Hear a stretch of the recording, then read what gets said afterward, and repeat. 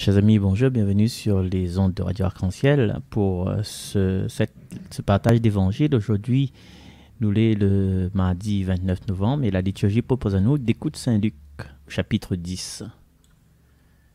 Évangile de Jésus-Christ selon Saint-Luc. À l'heure même, Jésus exulta de joie sous l'action de l'Esprit Saint et il dit « Père, Seigneur du ciel et de la terre, je proclame ta louange, ce que tu as caché aux sages et aux savants. Tu l'as révélé aux tout petits, oui, Père. Tu l'as voulu ainsi dans ta bienveillance. Tout m'a été remis par mon Père. Personne ne connaît qui est le Fils, sinon le Père. Et personne ne connaît qui est le Père, sinon le Fils.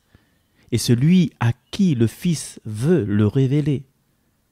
Puis, il se tourna vers ses disciples et il leur dit en particulier : Heureux les yeux qui voient ce que vous voyez, car je vous le déclare, beaucoup de prophètes et de rois ont voulu voir ce que vous-même voyez, et ne l'ont pas vu, entendre ce que vous entendez, et ne l'ont pas entendu. Acclamons la parole de Dieu. Chers amis, bienvenue. Marcel, toujours avec vous pendant toute cette semaine. Et dans ce passage, on voit que Dieu, il révèle à lui aux hommes, mais pas par la science. Voilà, parce que nous peut être un grand savant, même si nous sommes de Marseille, nous peut être un grand savant de Marseille, et ne pas croire en Dieu. Nous peut lire un tas de livres dessus la théologie, dessus l'histoire sainte, dessus les Écritures, mais c'est pas ça qui donne à nous le fait de rencontrer Jésus-Christ, Fils de Dieu.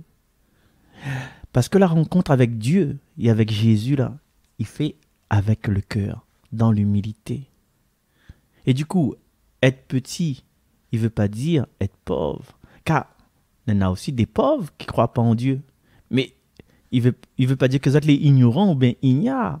Hein? Les bonnes personnes, les ignorants que nous traitent d'ignorants, là. Ben, il y en a aussi parmi ces personnes-là. C'est malheureux, comme dit entre guillemets, ben, ils croient en Dieu. Il veut dire avoir un cœur humble, un cœur qui est reconnaissant de son propre faiblesse, de son propre misère. C'est ce cœur-là qui s'ouvre à l'amour de Dieu, à la miséricorde de Dieu. Quand toutes les carrés dans notre vie, là, n'a pas besoin du Seigneur, non. Et c'est là toute la bienveillance de Dieu. Dieu de tendresse, de miséricorde et Dieu de pitié. Est-ce que nous connaissons nous-mêmes? C'est-à-dire, est-ce que nous connaissons notre misère devant la grandeur de Dieu?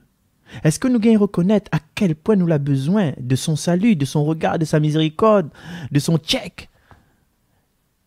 Parce que c'est quand nous plongeons dans son salut, dans sa miséricorde, quand nous plongeons dans son amour, c'est là seulement, il permet à nous de rencontrer intimement.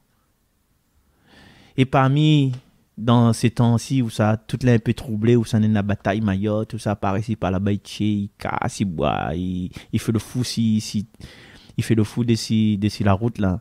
N'a beaucoup de personnes, ils perdent déjà ou bien ils savent perdre cette effet de sécurité, cette effet d'assurance, la maladie, le chômage, la perte des biens matériels, bien d'autres affaires, séparation, vol, où ça la case est brûlée.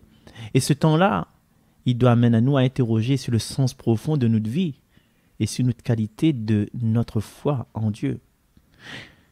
Mais c'est pas pour dire, bon Dieu, m'y veut plus, comme il voit ce qui se passe dans l'église. Parce qu'il est vrai, dans l'église, il y a ce qui se passe. Et l'église, n'est pas seulement les bonnes prêtres, n'est pas seulement les bons évêques. L'église, c'est chacun de nous. C'est l'ensemble des personnes qui croient en Dieu et qui essayent tant bien que mal de vivre cette foi. Plus ou moins bien. Ben, peut-être, ça veut dire moins, plus ou moins mal aussi, malheureusement. Mais de même que dans une famille, nous ne pouvons pas confondre le papa et les enfants. De même, dans la foi, il faut faire la différence entre Dieu et ses enfants. Et des fois, nous confondons Dieu et ses enfants. Nous disons, ça appuie la messe, ça appuie l'église, nous ne croyons plus rien. Parce que, nous avons un monde dans l'église à Fatigao, mais crois en Dieu.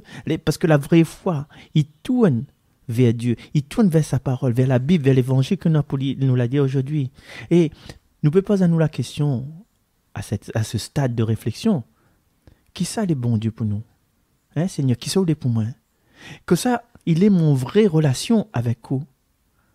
Est-ce que vous pouvez intervenir dans mon vie?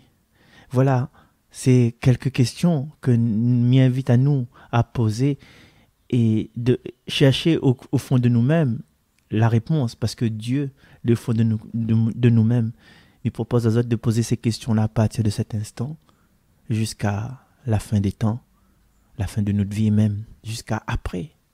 Nous retrouve demain. Bye bye. Marcel San.